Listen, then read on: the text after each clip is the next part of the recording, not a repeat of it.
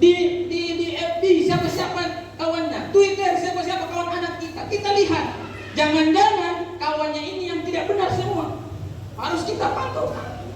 Kalau memang tidak bisa lagi, mesti anak kita punya media sosial, punya HP, harus kita pantau siapa temannya sih. Itu termasuk daripada ikhtiar kita Bapak Ibu menjaga pergaulan anak, Pak. Sampai ke media sosialnya harus kita pantau, kita lihat isi sampai ke dalamnya, ke akar-akarnya harus kita lihat. Kalau memang tidak bisa dipantau anak kita lagi pergaulan di media sosial, tutup medianya. Gak usah pakai Facebook, gak usah pakai WA dan lain sebagainya, Pak. Memang kalau dunia sekarang ini sudah mustahil, Pak. Yang bisa kita lakukan dulu adalah menjaga, kita pantau, kita lihat siapa teman media sosialnya. Semua yang terkait media sosial yang kita lihat di HP-nya, kita telusuri, kita perhatikan Bapak Ibu. Jangan kita biarkan. Itu tanggung jawab kita, Pak. Kullukum ra'in wa kullukum mas'ulin an ra'iyatihi. Semua kita Bapak Ibu adalah pemimpin, maka akan dipertanggungjawabkan kepemimpinan kita. Keluarga adalah pemimpin untuk keluarganya. Orang tua pemimpin untuk menjaga keluarganya, menjaga anaknya, menjaga istrinya. Maka dipertanggungjawabkan, Pak, sampai di mana tanggung jawab kita ketika kita hidup di dunia. Dua, Bapak Ibu yang dirahmati oleh Allah Jalla Jalaluhu. Yang ketiga, yang kita lakukan untuk menjaga akidah daripada generasi Gen Z ini adalah menanamkan kecintaan anak kepada Al-Quran dan Sunnah Nabi Sallallahu Alaihi Wasallam. Kita tanamkan, Pak. Bagaimana caranya? Termasuk kita datangkan, kita suruh, kita bawa sholat berjamaah ke masjid. Ada pengajian, kita ikutkan anak kita Bapak Ibu.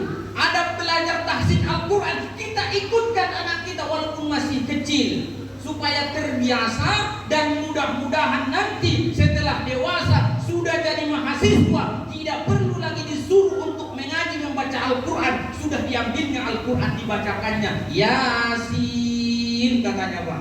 Kenapa anak dibaca Yasin? Biar mati Bapak cepat. Bapak Ibu yang dirahmati oleh Allah Jalla Jalaluhu, kita tanamkan Al-Quran maupun Sunnah Nabi Sallallahu Alaihi Wasallam. Itu yang ketiga. Yang keempat, membangun lingkungan sosial yang positif. Bagaimana teori kita Bapak Ibu, strategi kita Bapak Ibu, supaya pergaulan sosial anak-anak generasi Gen Z ini supaya bernuansa positif. Walaupun nampaknya negatif, tapi bisa kita positifkan. Walaupun menggunakan medsos, WA, Twitter, YouTube dan lain sebagainya, tapi semuanya berisi yang positif. Ada di situ ceramah, murattal Al-Quran, kajian-kajian Islami dan lain sebagainya yang nuansanya positif. Tak masalah Bapak Ibu. Itu yang harus kita tanamkan kepada anak-anak kita. Jangan pula, Pak, gara-gara kajian seperti ini langsung HP-nya dibuang, dijual. Jangan. Biarkan, Pak. Biarkan tetap ada HP anak kita, tapi tadi kuncinya adalah kunci passwordnya harus kita pegang. Jangan sampai anak kita meninggalkan kewajibannya kepada Allah. Jangan sampai tinggal sholat gara-gara media sosial yang dipunyai oleh generasi muda Gen Z ini. Bapak Ibu yang dirahmati oleh Allah Jalla Jalaluhu. Yang terakhir, barangkali yang terakhir, sebenarnya banyak lagi dari buku-buku psikolog remaja termasuk. Yang terakhir yang akan saya sampaikan pada kesempatan yang berbahagia ini adalah cara menjaga akidah anak generasi Gen Z ini adalah menjadi teladan yang baik. Orang tua, bunda, ayah mesti jadi teladan. Ayahnya berjamaah ke masjid, diikutkan anak. Bagaimana sholat yang benar? Ayah jadi teladannya. Kalau sudah bunyi hayya 'alas sholah, dipanggil oleh muadzin, si ayah maupun bunda, ibu mesti menunaikan ibadah panggilan Allah sholat. Ayah membawa anaknya ke masjid. Dan ini salah satu akhlak yang kita tanamkan kepada anak, kebiasaan yang baik harus kita tanamkan kepada generasi Gen Z ini. Supaya Pak, positifnya adalah dia tidak terlalu terpengaruh apa yang dilihatnya di media. Karena sudah kita biasakan melakukan yang baik. Kalau setelah sholat Pak kita biasakan membaca Al-Quran, dilihat anak kita Pak, barangkali Bapak Ibu dia merasa kalau ada musik-musik di rumah dia kurang tenang melihatnya.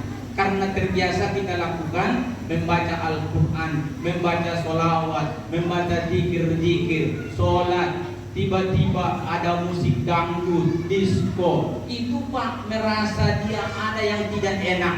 Tapi kalau orang tuanya, ayah maupun bunda datang waktu sholat, ada panggilan azan dari masjid, tapi tetap musiknya kuat-kuat. Oh, ini contoh Pak.